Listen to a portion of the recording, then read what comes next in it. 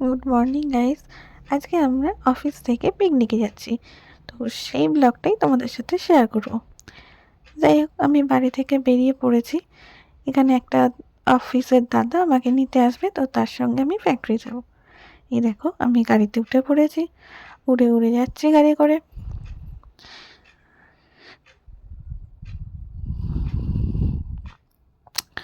যাই হোক, তখন খালি চোখে ছিলাম, একটুখানি চশমা পরে স্টাইলটা দেখিয়ে দিলাম।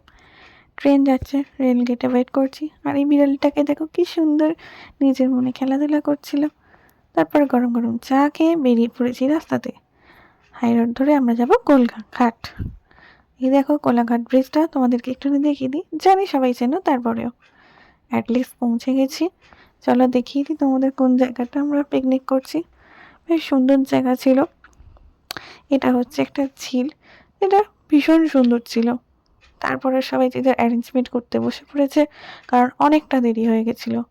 এখানে সবাই যে যার কাজ, কেউ রান্না করছে, আমি একটুখানি পেঁয়াজ কাটছিলাম, সবাই সবজি সবজি কাটছিল। দেন আমরা একটুখানি ঘুরতে বেরিয়েছিলাম। চারিদিকে কি সুন্দর সর্ষের ক্ষেত। তারপর গরম গরম পকোড়া ভাজা হচ্ছিল, পকোড়া খাবো। তারপরে পকোড়া খেয়ে আমরা বেরিয়ে পড়েছিলাম একটুখানি ঘুরতে।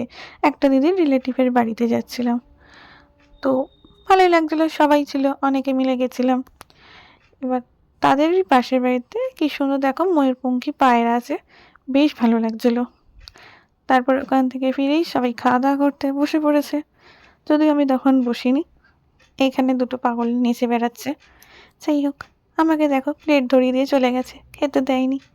ও মা, খেতে দিয়েছে, আমি মেখে খেতেও শুরু করে দিয়েছিলাম।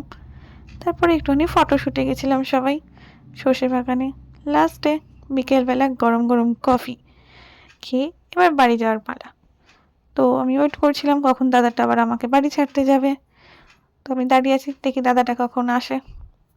যাই হোক, দাদাটার গাড়িতে বসে পড়েছি, দাদা এবার আমাকে বাড়ি ছাড়তে যাচ্ছে। চলো, তোমাদের সঙ্গে নেক্সট ব্লগে দেখা হবে। তো আজকের মতন টাটা, বাই বাই।